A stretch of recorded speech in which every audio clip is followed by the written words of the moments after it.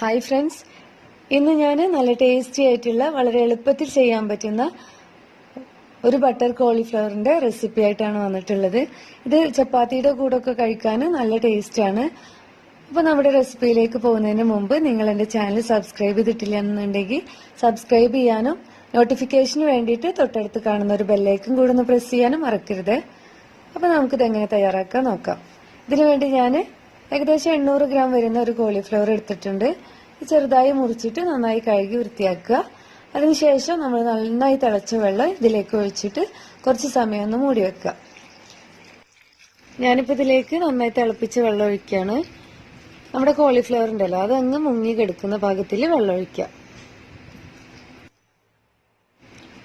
ഇനി നന്നായി ഒന്ന് മൂടി വെച്ചിട്ട് കുറച്ച് സമയം ഒന്ന് മാറ്റി വെക്കാം.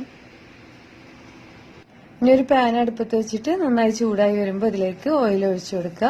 ഏകദേശം 2 ടേബിൾ സ്പൂണോളം ഓയിൽ ഒഴിച്ചു കൊടുക്കുക. എണ്ണ ചൂടായി കഴിഞ്ഞാൽ നമുക്കിതിലേക്ക് കുറച്ച് ഇഞ്ചിയും കുറച്ച് വെളുത്തുള്ളിയും ചേർത്ത് വെക്കാം. ഇഞ്ചി വെളുത്തുള്ളി ഒന്ന് പേസ്റ്റ് ആക്കുക, അതുപോലെ തന്നെ ഒന്ന് ചതച്ചെടുക്കൊന്നും വേണ്ട. നമ്മൾ വെളുത്തുള്ളി അതുപോലെ തന്നെ ഇഞ്ചി ചെറുതായി കഷ്ണാക്കി മുറിച്ചിട്ട് ഇതിലേക്ക് ചേർത്താൽ മതി. നമ്മളിനി മസാല ഒക്കെ ഉണ്ടാക്കിയിട്ട് നന്നായി ചൂടായി കഴിയുമ്പോൾ നന്നായി അരച്ചെടുക്കാനുള്ളതല്ലേ. അപ്പോൾ ഇതാണ് ഞാൻ പറഞ്ഞത്, വളരെ എളുപ്പത്തിൽ ഉണ്ടാക്കിയെടുക്കാൻ പറ്റുന്നത്. ഇനി നമുക്കിതിലേക്ക് കുറച്ച് കാഷ്നട്ടും കൂടെ ചേർത്ത് കൊടുക്കുകയാണ്.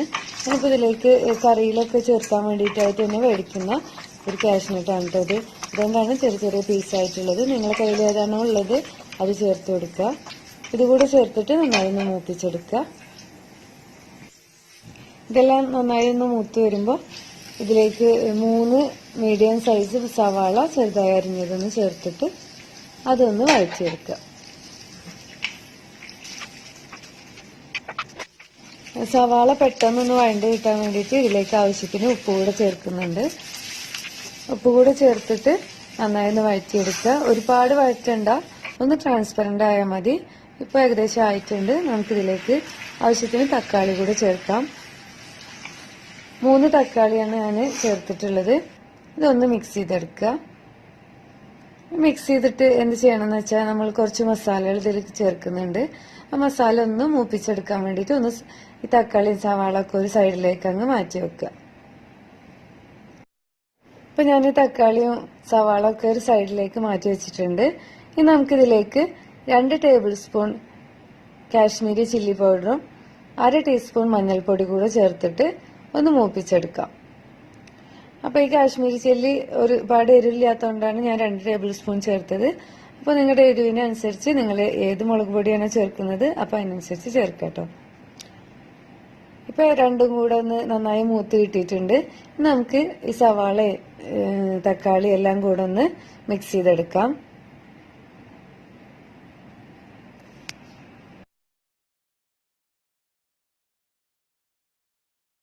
ഇപ്പൊ നമ്മുടെ മസാലകളൊക്കെ നന്നായി മിക്സ് ചെയ്തെടുത്തിട്ടുണ്ട്. ഇനി നമുക്കിതൊന്ന് അടച്ചു വെച്ചിട്ട് വേവിച്ചെടുക്കാം. ഏകദേശം 5 മിനിറ്റ് ലോ ഫ്ലെയിമിൽ വെച്ചാൽ തന്നെ നമ്മുടെ തക്കാളിയൊക്കെ നന്നായി വെന്ത് കിട്ടും. കണ്ടില്ലേ, നമ്മുടെ തക്കാളിയൊക്കെ നന്നായി വെന്തിട്ടുണ്ട്. ഇനി ഇത് നന്നായി ചൂടാറിയതിനു ശേഷം നമുക്ക് നന്നായി അരച്ചെടുക്കണം. അപ്പൊ ഇത് ഫ്ലെയിം ഓഫ് ചെയ്തിട്ട് നന്നായി ചൂടാറാൻ വേണ്ടി മാറ്റി വെക്കുക. ഇനി ഇതിവിടെ ഇരുന്നിട്ട് നന്നായി ഒന്ന് ചൂടാറട്ടെ. അപ്പോഴേക്ക് നമുക്ക് അടുത്ത പണി ചെയ്യാം. നേരത്തെ നമ്മൾ കഴുകി വൃത്തിയാക്കി വെച്ച ചുടുവെള്ളത്തിലിട്ട് വെച്ച നമ്മുടെ കോളിഫ്ലവർ ഒരു അരിപ്പയിലേക്ക് ഒന്ന് അരിച്ചിട്ട് ആ വെള്ളം ഒന്ന് വാർത്തെടുക്കുക. ഈ അരിപ്പയിൽ ഇരുന്നിട്ട് നമ്മുടെ കോളിഫ്ലവറിന്റെ വെള്ളമൊക്കെ പോയിട്ട് ഒന്ന് ഡ്രൈ ആയി വരട്ടെ. ഇപ്പൊ നമ്മുടെ മസാല നന്നായി ചൂടാറിയിട്ടുണ്ട്. ഇത് ഒരു മിക്സിയിലേക്ക് ഇട്ട് കൊടുക്കാം. ഇനി നമുക്കിത് നല്ല സ്മൂത്ത് ആയിട്ട് നല്ല പേസ്റ്റ് പോലെ അരച്ചെടുക്കാം കേട്ടോ. ഇനി ഒരു പാത്രം വെക്കുക.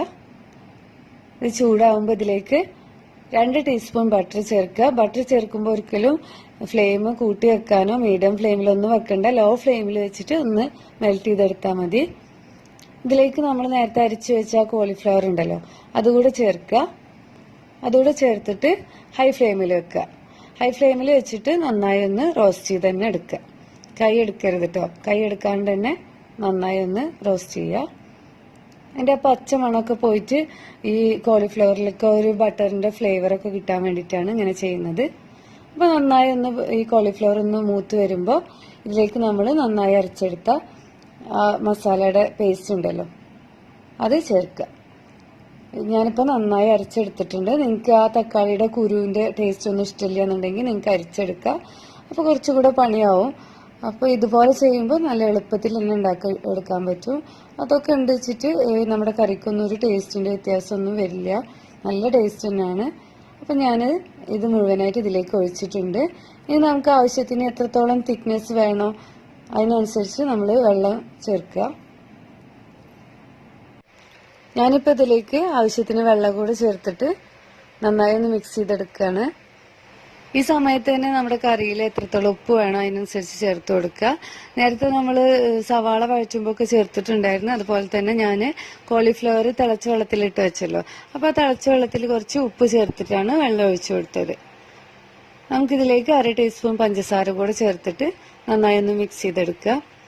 അപ്പോൾ ആ തിളച്ച വെള്ളത്തിൽ ഉപ്പിട്ടിട്ട് ഒഴിക്കുമ്പോൾ കോളിഫ്ലവറിന്റെ ഉള്ളിലേക്കൊക്കെ ഉപ്പൊക്കെ പിടിച്ചോളൂ. അതുകൊണ്ടാണ് ഞാൻ അങ്ങനെ ചെയ്തത്.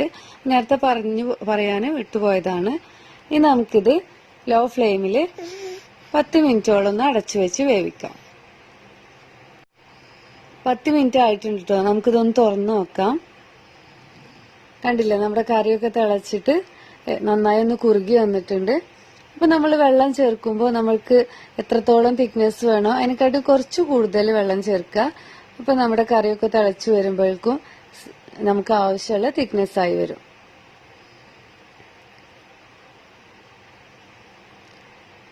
കോളിഫ്ലവർ ആണെങ്കിലും നന്നായി വെന്തിട്ടുണ്ട്. ഇനി നിങ്ങൾക്ക് ഒരുപാട് വേവിക്കണ്ടെന്നുണ്ടെങ്കിൽ അതിനനുസരിച്ച് സമയം കുറച്ച് കൊടുക്കുക ചെയ്യാം. ഇനി ഇതിലേക്ക് കുറച്ച് കസൂരി മെത്തി കൂടെ ചേർക്കുക. കുറച്ച് കയ്യിലെടുത്തിട്ട് കൈ കൊണ്ടൊന്ന് തിരുമ്മിയിട്ട് ഒന്ന് വിതറി കൊടുത്താൽ മതി. ഒന്ന് മിക്സ് ചെയ്തെടുക്കുക. ഇനി നമുക്ക് ഫ്ലെയിം ഓഫ് ചെയ്യാം. ഇപ്പൊ നമ്മുടെ ബട്ടർ കോളിഫ്ലവർ റെഡി ആയിട്ടുണ്ട്. ചപ്പാത്തിയുടെ കൂടെ ഒക്കെ കഴിക്കാൻ നല്ല ടേസ്റ്റ് ആണ് കേട്ടോ, നല്ല സൂപ്പർ ടേസ്റ്റ് ആണ്. ഈ ബട്ടർ കോളിഫ്ലവർ വളരെ പെട്ടെന്ന് തന്നെ ഉണ്ടാക്കിയെടുക്കാൻ പറ്റുന്ന നല്ല ടേസ്റ്റി ആയിട്ടുള്ള ഒരു റെസിപ്പിയാണ്. ഈ റെസിപ്പി നിങ്ങൾക്ക് ഇഷ്ടമായെങ്കിൽ എല്ലാവരും ഒന്ന് ഉണ്ടാക്കി നോക്കിയിട്ട് ഫീഡ്ബാക്ക് അറിയിക്കുക. അപ്പൊ നിങ്ങൾക്ക് ഈ റെസിപ്പി ഇഷ്ടമായെങ്കിൽ നിങ്ങളുടെ ഫ്രണ്ട്സിനും റിലേറ്റീവ്സിനൊക്കെ ഒന്ന് ഷെയർ ചെയ്ത് കൊടുക്കണേ. ഇനി നമുക്കിതൊരു പാത്രത്തിലേക്ക് വിളമ്പാം. ചൂടോടുകൂടെ തന്നെ വിളമ്പുക.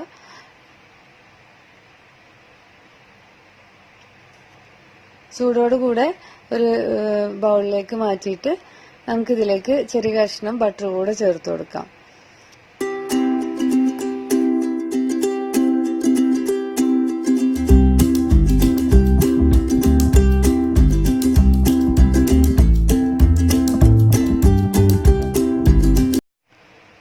ഒരു ടീസ്പൂൺ ബട്ടർ ചേർക്കുക. അപ്പൊ ചൂടോടെ ചേർക്കുമ്പോൾ ഇതങ്ങ് മെൽറ്റായിക്കോളും. അപ്പോൾ ഒരിക്കൽ കൂടെ നിങ്ങൾക്ക് വീഡിയോ ഇഷ്ടമായെങ്കിൽ ലൈക്ക് ചെയ്യുക, ഷെയർ ചെയ്യുക, സബ്സ്ക്രൈബ് ചെയ്യുക. ഇനി നല്ലൊരു റെസിപ്പിയുമായി കാണാം. Thank you.